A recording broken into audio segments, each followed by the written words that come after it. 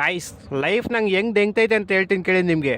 ಮೊನ್ನೆ ನಾನು ಟ್ರೈನಲ್ಲಿ ಟ್ರಾವೆಲ್ ಮಾಡ್ತಿದ್ದೆ, ನಮ್ಮ ಫ್ರೆಂಡ್ ಮದ್ವೆಗೆ ಹೋಯ್ತಿದ್ದೆ. ನಾನ್ ನನ್ನ ಸೀಟಲ್ಲಿ ಕೂತಿದ್ದೆ. ನನ್ನ ಮುಂದೆ ಸೀಟಲ್ಲಿ ಸುಂದರವಾಗಿರೋ ಒಂದು ಹುಡುಗಿ ಅವ್ರ ಅಮ್ಮನ ಜೊತೆ ಕುಂತಿದ್ಲು. ನಾನು ಅವಳನ್ನೇ ನೋಡ್ತಿದ್ದೆ. ನೋಡ್ತಾ ನೋಡ್ತಾ ನಂಗೆ ಸಡನ್ ಆಗಿ ಸುಸ್ಸುಗ್ ಅರ್ಜೆಂಟ್ ಆಯ್ತು. ನಾನ್ ಹೇಳ್ಬಿಟ್ಟು ಸುಸ್ಸುಗ್ ಹೋಗ್ಬೇಕಂತ ಬಾತ್ರೂಮ್ಗೆ ಹೋದೆ.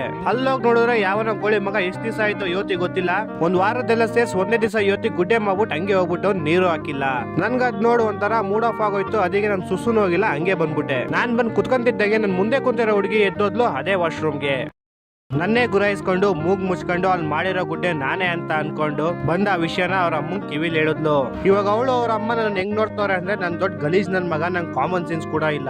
ನಾನ್ ಮಾಡಿಲ್ಲ ಗುರು, ನಾನ್ ಒಂದಕ್ಕೂ ಹೋಗಿಲ್ಲ ಗುರು. ಅದ್ ನೋಡ್ಬಿಟ್ಟು ಫೈನಲಿ ನಮ್ ಸ್ಟೇಷನ್ ಬಂತು. ನಾನು ಇಳ್ಕೊಂಡೆ, ಅವರು ಇಳ್ಕೊಂಡ್ರು. ನಾನ್ ಬಿಡೋ ಅವ್ರ ಅಮ್ಮನ ಅವ್ರ ಏನಾರ ಅನ್ಕೊಳ್ಳಿ, ನಾನ್ ಮಾಡಿಲ್ಲ ಅದು ನನಗ್ ಗೊತ್ತು. ಅವ್ರ ಸಾವಿರ ಅನ್ಕೊಳ್ಳಿ, ನಂಗೇನು ಅಂತ ಆ ವಿಷಯ ಬಿಟ್ಟಾಕ್ಬಿಟ್ಟೆ. ಸರಿ ಅಂತ ನಾನು ಕ್ಲೀನ್ ಆಗಿ ರೆಡಿ ಆಗ್ಬಿಟ್ಟು ನೈಟ್ ನಮ್ ಫ್ರೆಂಡ್ ಮದ್ವೆಗೆ ಹೋದೆ. ಅಲ್ಲಿ ನೋಡಿದ್ರೆ ಅದೇ ಅಮ್ಮ ಮಗಳು ಅದೇ ಮದ್ವೆಗೆ ಬಂದವ್ರೆ. ಅವ್ರಿಬ್ರು ನಾನು ನೋಡ್ತಿದ್ದಂಗೆ ಅವ್ರ ಅಮ್ಮ ಅವ್ರ ಫ್ರೆಂಡ್ಸ್ಗೆ, ಅವ್ರ ಮಗಳು ಅವ್ರ ಫ್ರೆಂಡ್ಸ್ಗೆ, ಟೋಟಲ್ ಆಗಿ ಮದ್ವೆಲಿ ಇರೋರು ಎಲ್ಲಾರ್ಗು ಇವ್ನ್ ದೊಡ್ಡ ಗಲೀಜ್ ನನ್ ಮಗ, ಇವ್ನ್ ಬಾತ್ರೂಮ್ ಹೋರೆ ಸರಿ ಹೇಳ್ತಾನೆ ಆದ್ರೆ ನೀರ್ ಹಾಕಲ್ಲ ಅಂತ ಎಲ್ಲಾರ್ ಕಿವಿಲ್ ಹೇಳ್ಕೊಂಬಂದ್ಬಿಟ್ರು. ನಾನ್ ಮದ್ವೆಗೆ ಹೋಗ್ತಾ ನನ್ನ ಹೆಸರು ಸತೀಶ್ ಅಂತ ಇತ್ತು. ಇವಾಗ ಮದ್ವೆಯಿಂದ ಬರ್ಬೇಕಾದ್ರೆ ನನ್ನ ಹೆಸರು ಏತೇಶ್ ಅಂತ ಮಾಡಿ ಕಳ್ಸೋರೆ.